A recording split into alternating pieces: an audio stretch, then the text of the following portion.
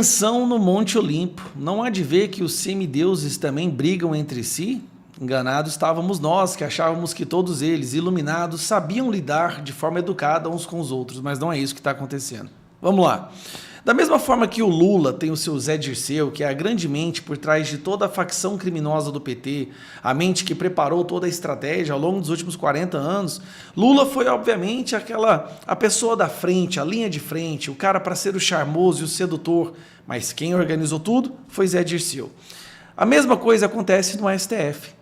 O Lula do STF seria o Alexandre de Moraes. Ele é a ponta da lança, aquele que foi usado e seduzido justamente por sua vaidade para ficar se postando, se colocando na frente como grande defensor da democracia. Mas havia uma retaguarda.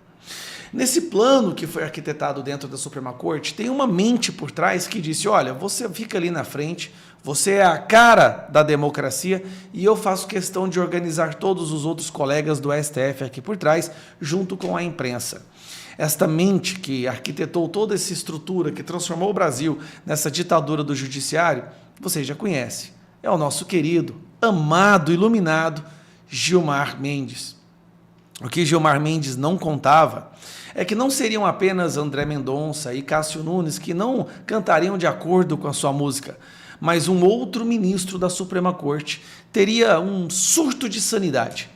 Uma consciência desperta e essa pessoa percebe que não dá mais para caminhar nesse mesmo caminho, né? Nesse mesmo percurso que o STF estava sendo levado. E essa pessoa foi Fux.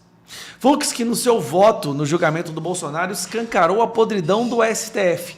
Mostrou claramente que esse julgamento é um teatro. E aí é que a briga começa. Então eu vou mostrar para vocês agora isso aqui, ó.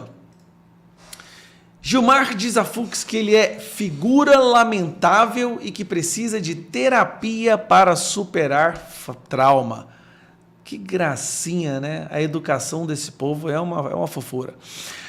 Os ministros Gilmar Mendes e Luiz Fux tiveram um duro diálogo, ou seja, bateram boca.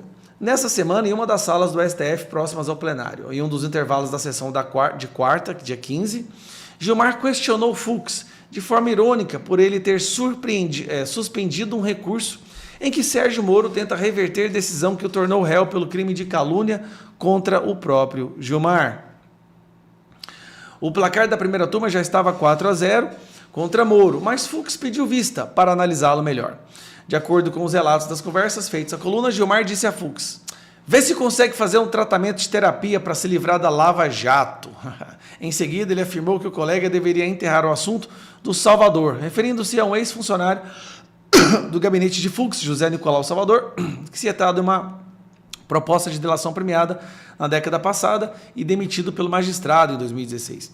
De acordo com os relatos, Fux reagiu, respondeu que tinha pedido vista no caso do Sérgio Moro para examiná-lo melhor e que também estava contrariado com o Gilmar, que falaria mal dele em diversos lugares e ocasiões. Espera aí, Gilmar Mendes está falando mal do Fux para todo mundo? Só porque o Fux não cedeu à pressão da ditadura? Mas o quebra-pau continua. Gilmar afirmou que isso era verdade, mas que falava mal de Fux publicamente e não pelas costas. É um homem honrado por considerá-lo uma figura lamentável. Cara, um ministro do STF falando isso para outro, hein? E deu como exemplo o julgamento de Jair Bolsonaro, dizendo que Fux impôs aos colegas um voto de 12 horas, que não fazia o menor sentido. Rapaz, se teve um único voto que fez sentido foi esse.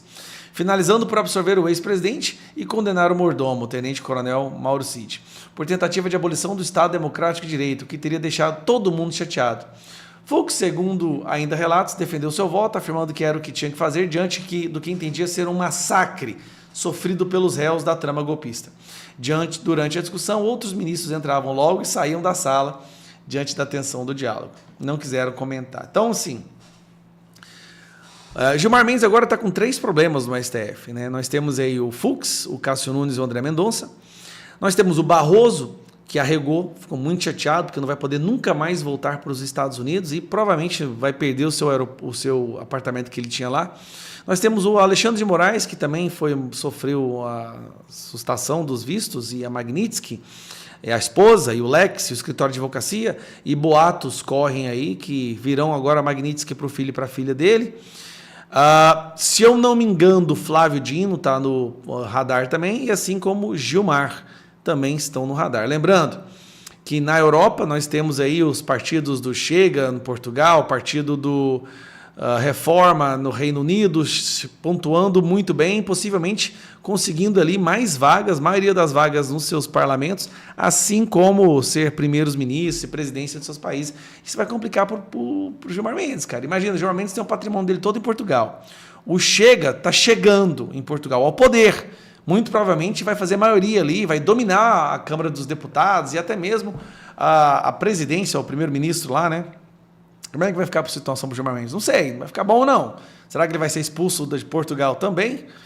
Bom, os deuses do Olimpo estão ficando cada vez mais abalados.